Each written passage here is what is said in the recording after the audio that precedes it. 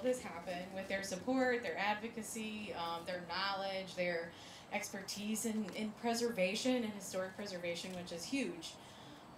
The Door County Granary project has been a whirlwind, to say the least. Lots of blood, sweat, and tears absolutely have been shed, literally, sometimes. Maybe a lot more tears than we had planned for.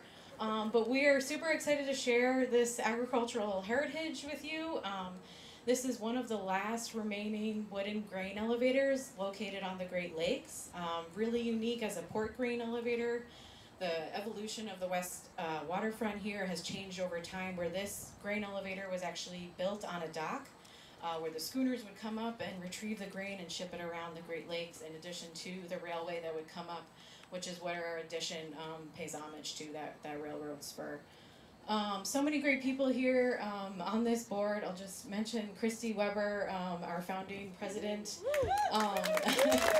Like to call her the wind beneath our wings, kind of keeping us active and with all the knowledge, and has really taught me, like, prove yourself wrong, but most of the time maybe you'll be right. So just do your research and keep learning, and maybe you are wrong, and it's nice that we have those discussions, and we're really stronger for that.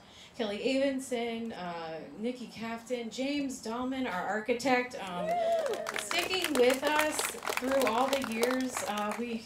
What'd you say yesterday? 2019 started on this project. The pandemic was in there, and we've really persevered to make this happen with all the ups and downs that we've gone through. Kevin Quinn, Kelly Catarazzoli, former board member, but now working as the Granary Operations Manager, so really making this all happen today, for sure.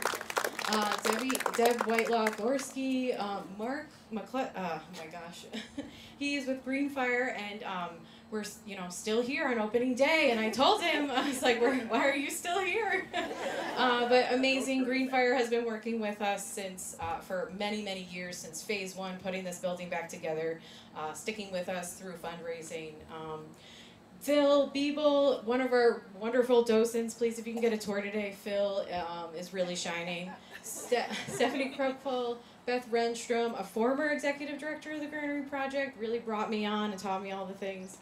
Still with us on the board. And our newest member, Patience Wolf, our administrative assistant, because we are still growing, looking for new historic preservation opportunities and places we can advocate for, and really building this into a great community gathering space and living museum for you all. Thank you so much for being here today. We're super excited to share the space with you. I'm going to let the mayor say a few words as well. And also, thank you so much to our supporters and our donors who have been here and who are here with us today, who are constantly helping us throughout this process.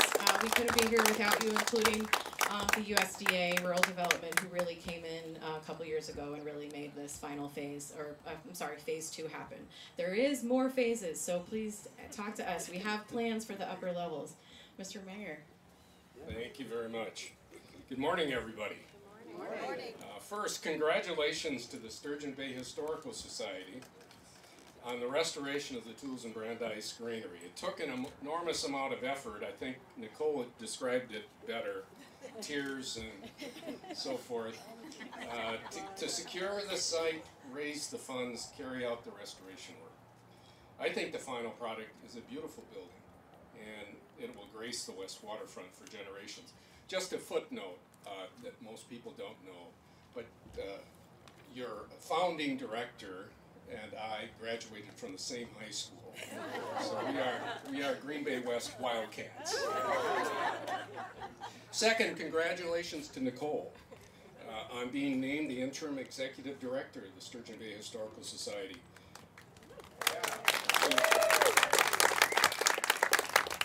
She supervised much of the restoration construction, and I'm sure she has many stories to tell about remodeling, zoning, methane gas, and other such interesting topics.